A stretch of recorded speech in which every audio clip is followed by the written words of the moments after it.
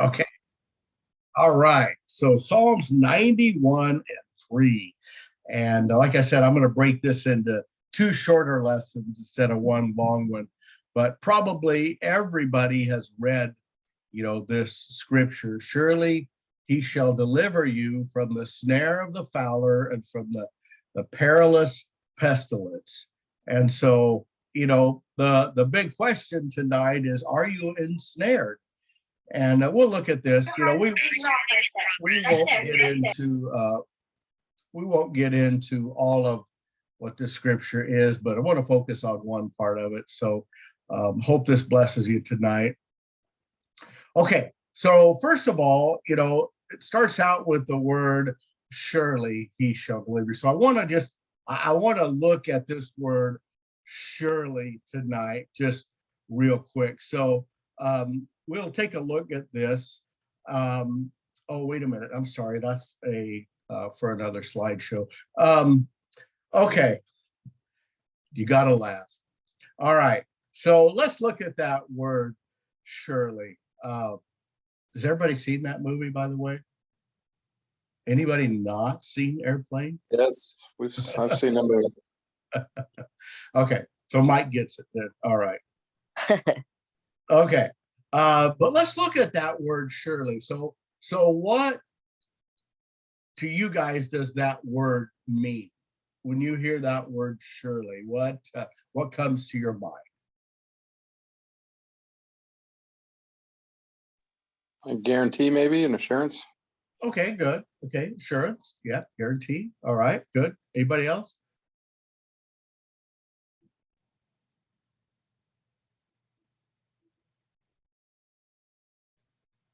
Okay. Assurance is one I thought of, maybe complete confidence, no doubt, that whatever is going to happen, complete confidence, a guarantee, I like that, Mike, so we have this then, surely he shall deliver you from the snare of the fowler, or you could say, there's no doubt he's going to deliver you, or we have complete confidence or assurance or guarantee that he's going to deliver you. Who else can think of a scripture that would encourage us to have those attributes, a guarantee or complete confidence or assurance? Hebrews 13:1 or 12:1, 13:1. Things, faith is the assurance of things for. Okay. Hebrews 13:1. Okay. No, 11:1. Hebrews 11, isn't that the faith chapter? You're right. I know the scripture you're talking about. Okay. Anything else? Anybody else think of a scripture that comes to mind when you talk about having complete confidence or assurance? I can't think of the scripture reference off the top of my head right now, but he says, "I will be with you always, even into the end of the world." Oh yeah, good. That's the one I was thinking of too, Mike. Okay, good. So that's like at the end of the gospel. It's in Matthew, I think. So good. I like that. Okay. Anybody else come up with one more?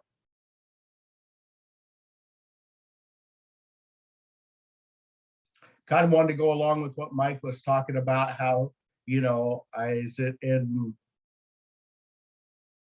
Isaiah? I'm probably wrong, but it talks about when we go through the waters, when we go through the fire, to fear not, because he is with us, holding our hands to deliver us from all those things.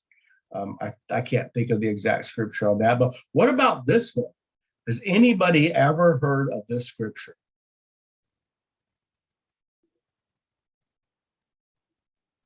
One of my favorites. One of your favorites? Yeah. So what speaks to you then about what about it speaks to you when we talk about maybe assurance or trusting,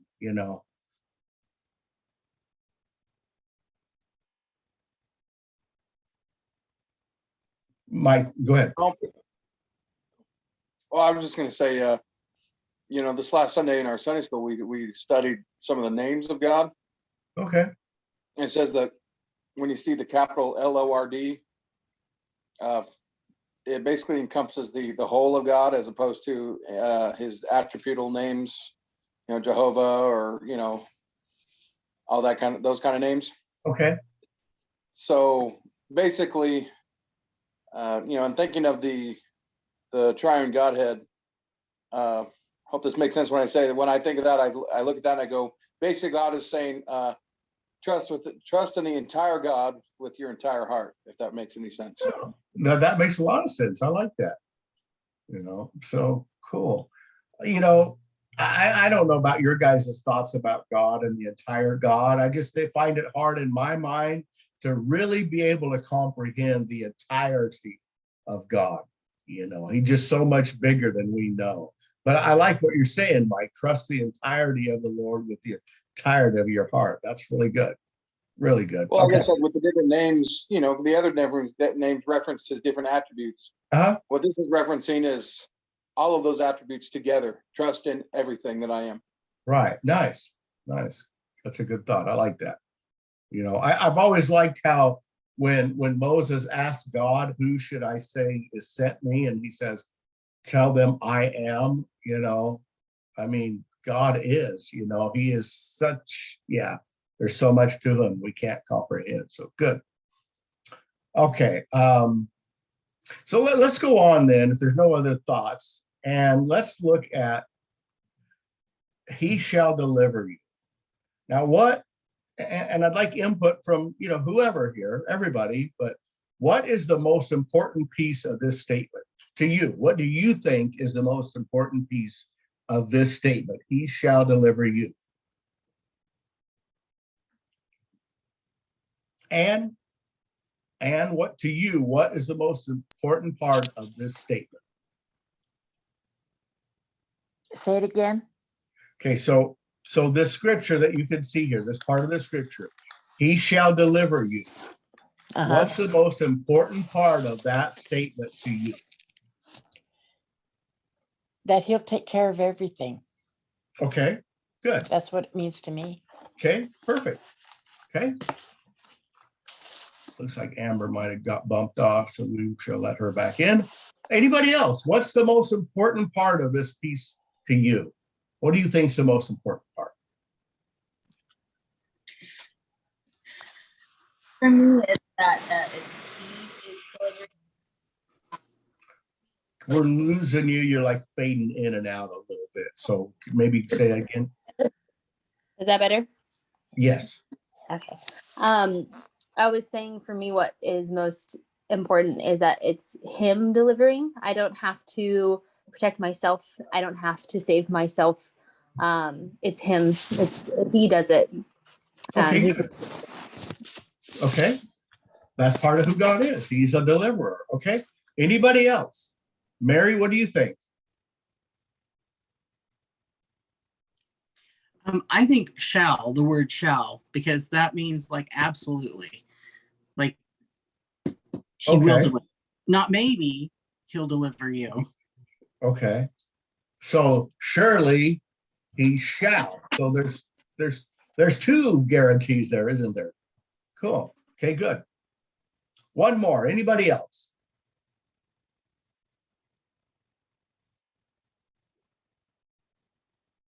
Okay. So let's go on then with a thought of what Sierra was talking about.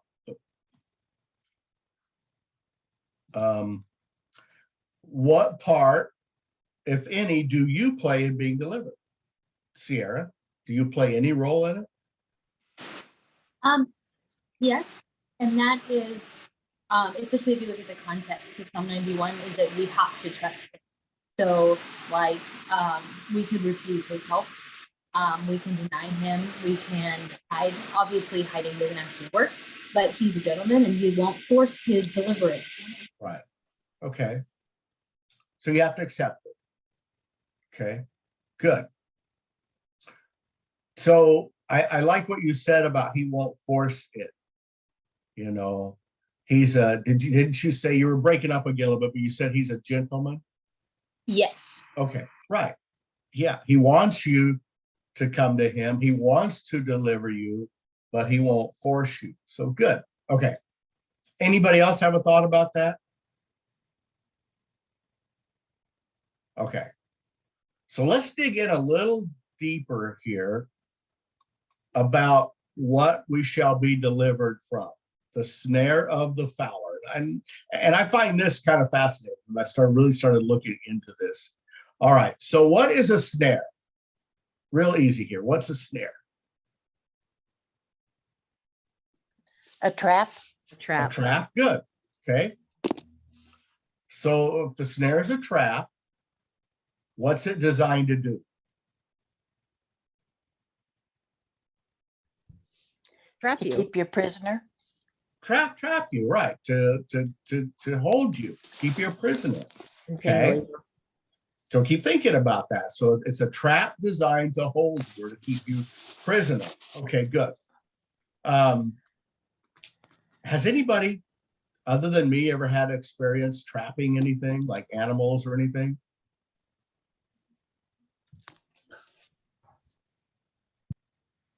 I'm a No? city boy. You lost me on that one. Okay, so being a country boy, I've been involved in trapping animals like coyotes and muskrats for their pelts and things like that. And honestly, it's a very cool method of catching something. Now that I look back on it, it's very cool because basically, depending on what kind of trap you're using, when we trapped coyotes or trapped muskrats, typically it's their arm that gets caught, and they're there until you come along to finish them off. And, if the trapper doesn't come along, then they're starved to death. So I don't advocate it at all, please, but it is something I was involved in some, but it's very cruel. So it's a trap's designed to catch you. And as Ann said, keep you a prisoner. Okay. So along that thought, you got to let your spiritual mind be going here. So what's a fowler? Does everybody know? It's the trapper. It's Bird a trapper, hunter. a bird hunter, right? Okay, all right. So now I want somebody to just think about this and take those three questions: what's a snare, and then answer what's it designed to do, what's a fowler, and see if you could make a spiritual application out of that. It's pretty easy. Just Well, think of the thing about a snare though is you can set a trap and you can catch something, and it's maybe in a little confined space, it can't go anywhere, but it's still free to an extent within that space. With a snare, this thing is completely designed to not only trap you, but completely bind you up Right. where you Right. can't move. Right, exactly. It's bind, and I think it's next week we'll get into that. So good though. That's really good. You can look at the bird on your screen there and see that it's bound. So good. You're getting ahead of me, but keep those thoughts probably till next week. So good. I love it. Anybody else? To me, I'm sure this is where you're going because it seems super obvious, but like temptation and sin and Satan, because he's, looking for who he might devour. And it's like sin, the way that Paul describes sin and the bondage of sin and the power of sin and death in our lives and what Jesus Christ did for us, setting us free. I feel like the language is very clear. Okay, right. And you're right. That's some of where I'm going. We're kind of going to go a little deeper on that, but good. And you used one of the scriptures that I'm bringing up here in just a minute. Okay. So if we look at this, the snare of the fowler. So we talked about this. So a snare is a trap or something designed by a hunter to catch a bird. Okay. So what would the hunter do with the bird? Why did he want to snare it, trap it? It depends on the hunter, right? Because you might be looking for bait for another creature. You might be wanting to eat it. There's a few things. Okay. You're right. Yeah. And I hadn't thought about the bait thing, but most of the time, I think he wants to eat it, to devour it. And this is where the scripture she referred to comes into play. Okay. So think about a bird. What's a bird designed to do? Fly. Fly. Good. Okay. Now take those thoughts and think about them spiritually. And there's a couple of scriptures here. And Sierra hit on the one in 1 Peter 5 and 8.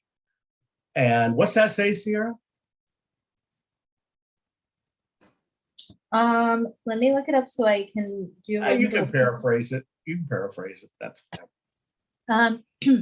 It basically says, oh wait, is it 1 Peter 5 and 8? Okay. I think so. I hope so. Yes. We'll say basically watch out for our enemy, the devil, because he roams around like a roaring lion looking for someone to devour. And then it continues on to talk about standing firm against him. Right. Okay. Yeah. And then John 10 and 10, everybody knows that scripture, right? That there's the thief cometh to kill, to steal, and to destroy. So think about these thoughts here spiritually. That a snare is designed to catch the bird. Most often the hunter is going to eat it. And the snare keeps the bird from flying. Think about that. Okay. And think about this. Now Sierra's right on when she talked about, sin and being delivered from the snare of sin. But I want us to think about us a little bit. So if a bird is designed to fly and the snare keeps it from flying, I want you to think about this, that the enemy is out to not only devour you, but if he can't devour you, he wants to keep you from flying higher. Do you follow what I'm saying? Yeah. And does that make sense? Yes. So, Yes. When that, oh, sorry, go ahead. go ahead, Amber. Oh, I was just agreeing. Okay. Thank you. Okay. So the enemy or the Lord wants us to go to another level with him. Am I right? He wants us to never be satisfied and never stop. But the snare of the fowler wants to snare you to keep you from doing that, from going higher and higher and flying. He wants to keep you down low. And even if he can't devour you, he's going to try to snare you to keep you from going higher. Does that make sense? Yes. Okay, this is moving really fast, so we're going to wrap up here in just a minute. That makes up for all the hour and a half that I had, I guess. Okay, so all right. So here we're going to get into some scriptures here real quick.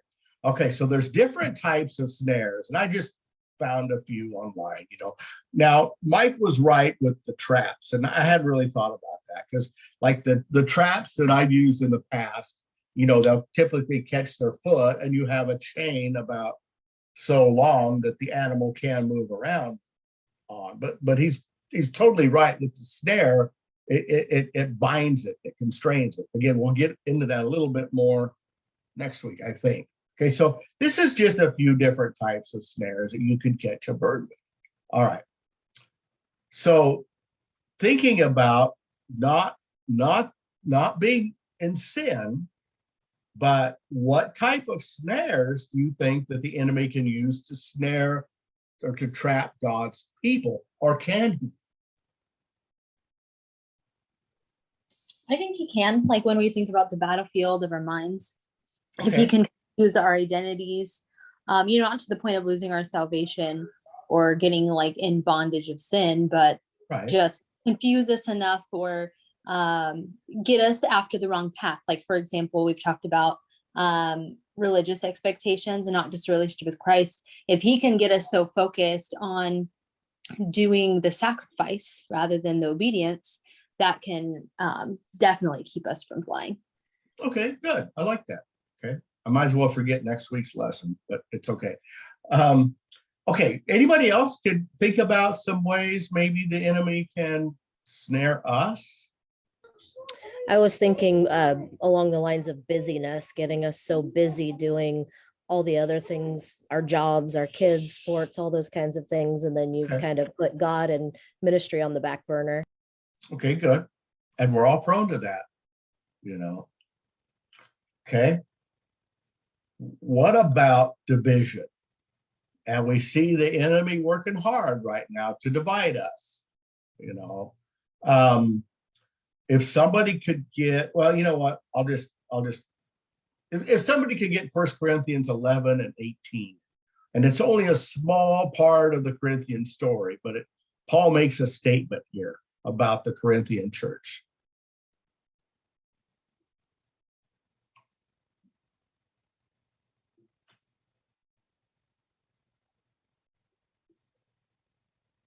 And whoever gets it, just go ahead and read it.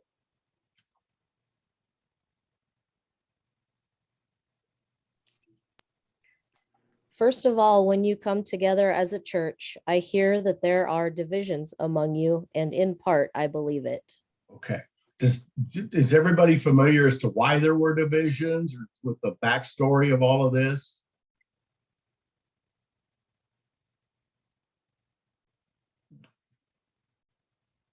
Okay, part of it here is, he's talking about the Lord's Supper, but remember, and maybe I'm remembering wrong, but wasn't it the Corinthian church where, some were following Apollos and some Paul, and it was dividing the people, and there was just a lot of division there, right? Yes. It was the Corinthian church. Okay, I thought so. So really the enemy can work to snare us and divide us and keep us kind of at odds, I guess, maybe. But doing that will not only keep you from flying higher, but it'll also keep the church from flying higher. Because we know that God really, his spirit is not divided. He wants us to have unity, not division. Okay. What about this one? This is one I thought of, jealousy. Okay, surely that doesn't exist in the church, does it? Maybe, maybe not. The scriptures in Mark 10 and 41, if you're familiar with those, it's where the mother of James and John came to Jesus and wanted him to grant her sons the authority or the right to sit, at his right hand. And what was the reaction of the other disciples? Anybody remember?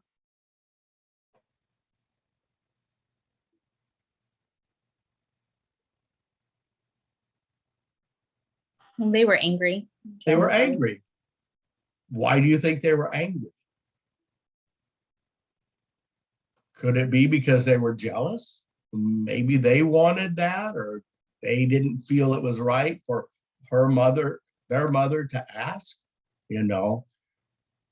But is it really possible for jealousy to exist within the church? Absolutely. How? Yeah. How?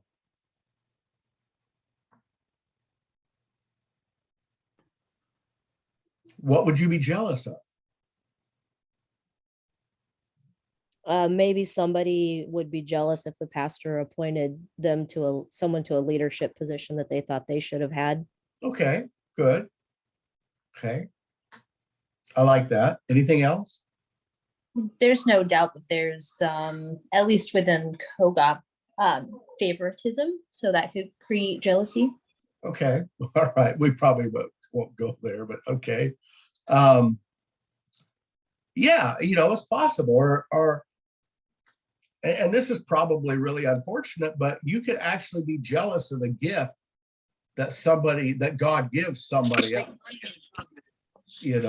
or the ability or the talent or the calling, that God gives somebody else. So there really is ways that jealousy can exist in the church, and it can actually work to divide us, just like that snare division. Jealousy can be a snare. Envy, type could be a real snare. Okay, good. All right. What about this? Whoops. misunderstandings.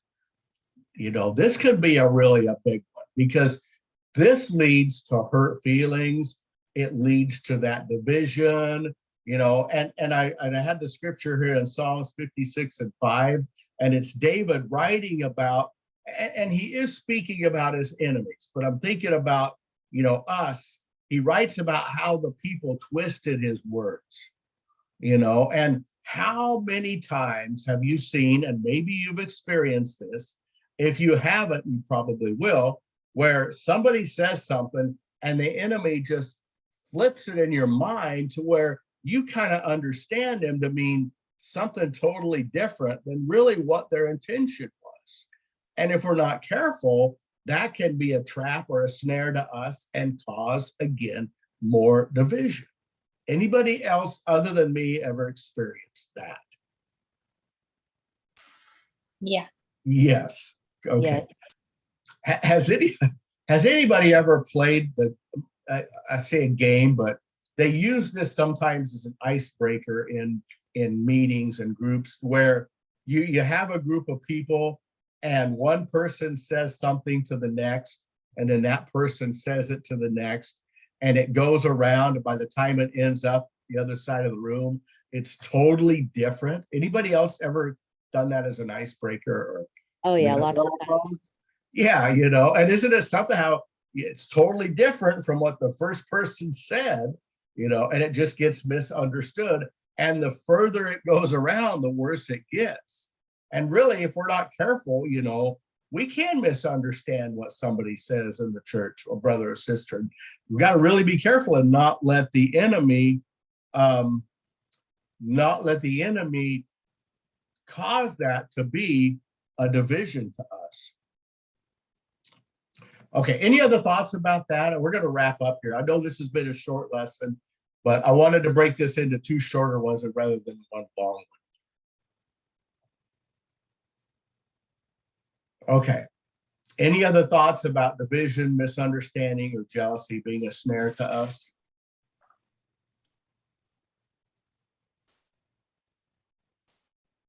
Okay, so there's one more, and that is yourself. And James 1:22 talks about, not deceiving ourselves by being hearers of the word only and not doers. Okay, so I want you to think about that this coming week, and yourself. How can you be a snare to yourself? Well, there's some ways that you really can be, and Sierra hit on one of them that we're going to talk about next week. So this is going to be continued next week. But as we wrap up here, any other thoughts, anything anybody wants to share? One thing that I really liked, because you talked about John 10:10, and talked about afterwards, kind of like the idea of traps that it holds you and almost maims you from being able to fly. And Right. what I throwing in John 10:10 in that is that going the opposite. John 10:10 says that this is what the enemy wants, but what Jesus wants, what he has for us, is abundant life, which is the opposite, right? It is that is basically the idea of us flying in our spiritual life and in our worldly life. He came for life abundant, and so that I liked that. If you throw that part into there, it kind of Absolutely. Ties bow. Yeah, and that's probably one of my favorite scriptures, and I like to focus not on the first part but on the second part, because the enemy, that snare holds us. He wants to hold us down and keep us from flying, but Jesus came to let us loose so we can have that abundance. And as she said, not only spiritually but even in our natural life. He wants us to fly, not to be bound, not to be confined or restrained to where the enemy can come along and devour us. So good. All right, outstanding. Okay, I'm going to go ahead and stop it, and we will pick this up next week with some thoughts about being a snare to yourself. So think about that this coming week, about how can you be a snare to yourself and allow the enemy to keep you from flying higher. Okay, awesome. I am going to then go ahead and stop the recording.